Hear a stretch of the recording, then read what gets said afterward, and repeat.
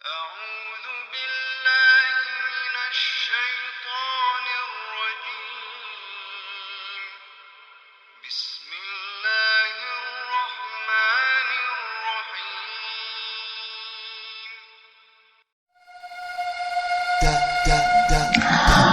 Ada akal yang biasa mungkin sering kita pahami untuk menghafal, memahami segala permasalahan.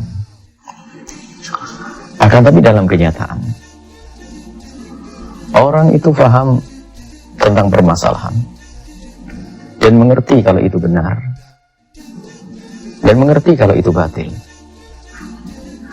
dan sangat paham kalau kebatilan itu membawa kepada malapetaka. Akan tapi kenapa dia masih melakukannya? Karena belum ada hidayah di dalam hatinya.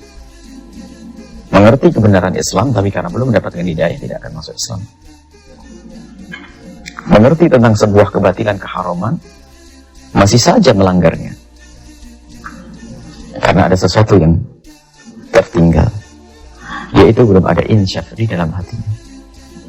Maka al-insaf a'la maqamil iltisaf. Dalam dunia membersihkan hati, pangkat paling tinggi adalah di saat orang sudah insaf. Isyarat dari Nabi, istafti qalbak wa in aftauka wa in aftauka. Memperhatikan atau peduli atau mendengar suara hati kecilnya. Itu adalah hakikat insaf. Jika ada seorang penjahat kelas berat, punya anak perempuan, dilamar oleh dua orang, yang satu penjahat seperti dia, yang satu seorang soleh, pasti dia memilih orang soleh. Karena apa? Hati kecilnya berkata, anakku harus baik. Ini istafti qalbak. Nabi bantai, wan aftok. Tanyakan hati kecil. Akan tapi orang jarang mendengar hati kecil, karena sudah dibungkus oleh hawa nafsunya, sehingga ngerti itu haram masih dilanggar. Bahkan orang banyak ilmunya pun tidak jaminan menjadi orang benar, karena ilmu hanya di otak saja. Diisyarat oleh Nabi, dan Imam Ali juga pernah mengisyaratkan, la tajawazu an hanajiri, tidak melewati tenggorokan. Ilmunya ada di ruang diskusi, kemudian di otaknya saja, tidak sempat dirasakan oleh hatinya. Sehingga yang namanya kebenaran hanya seperti cerita, tidak bisa diamalkan oleh dirinya sendiri karena tidak ada insaf. Disabdakan oleh Nabi SAW, man istada ilman wa lam yastad hudan lam yastad minallahi illa bu'da. Jika ada seorang hamba yang diberi oleh Allah ilmu, tapi hidayahnya tidak ada, maka ketahuilah dia bukan tambah dekat kepada Allah, tambah jauh. Dan kita menemukan orang yang katanya alim, tapi lihat, ilmunya tidak menjadikan dia khusyuk, tidak menjadikan rasa takut kepada Allah Subhanahu wa Ta'ala. Maka kalau orang tersebut melakukan kerusakan yang tidak ada tandingannya, karena dia membuat kerusakan dengan ilmu, karena tidak ada insaf di dalam hatinya. Maka perlu membangun keinsafan. Kita sering merenung, subhanallah. Dan kalau seorang diberi keinsyafan, ini adalah kunci untuk mendapatkan segala macam kebaikan. Orang dengan keinsyafan, dengan dasar tidak mengerti, mudah mengerti. Dia tahu, dia insyaf, sadar dirinya ada orang yang tidak mengerti. Dikasih fatwa oleh orang alim, dia mudah mendengar. Insyaf, oh begitu.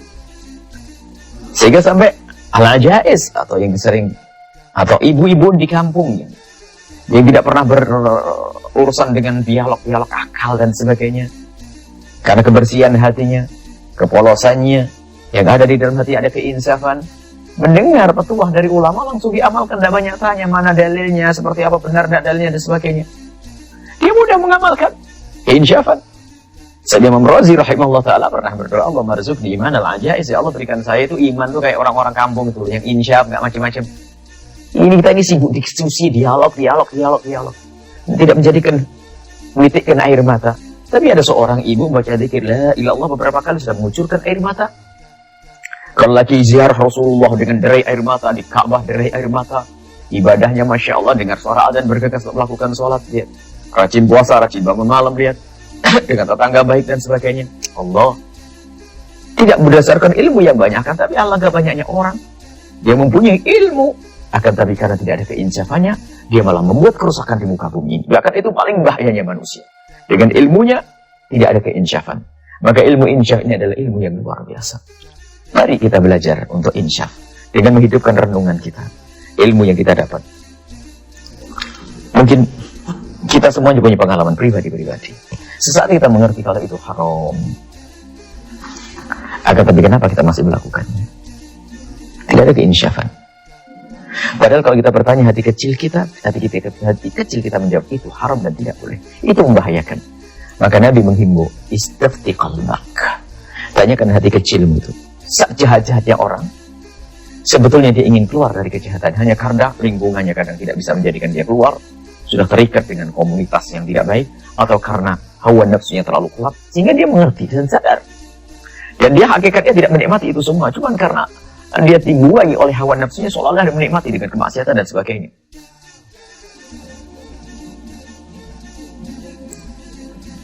Seorang bapak yang mabuk tidak ingin kalau anaknya kecil dikasih minuman keras.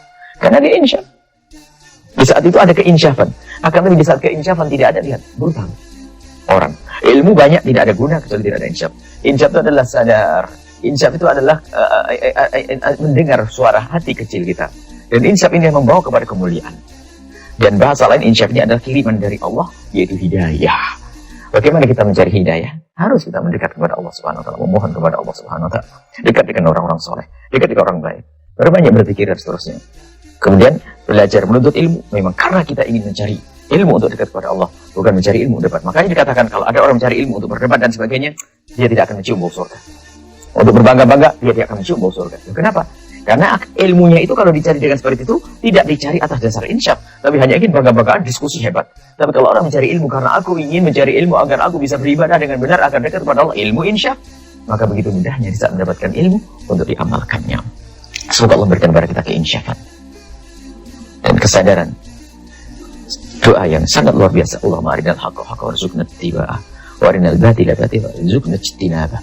Tampakkan kebenaran sebagai kebenaran ya Allah, dan berikan kepada kami keinsyafan untuk mudah mengikutinya, dan tampakkan kebatilan sebagai kebatilan ya Allah, dan mudahkan dan sadarkan hati kami, dan mudahkan berikan kepada kami keinsyafan untuk meninggalkan dan menjauhinya.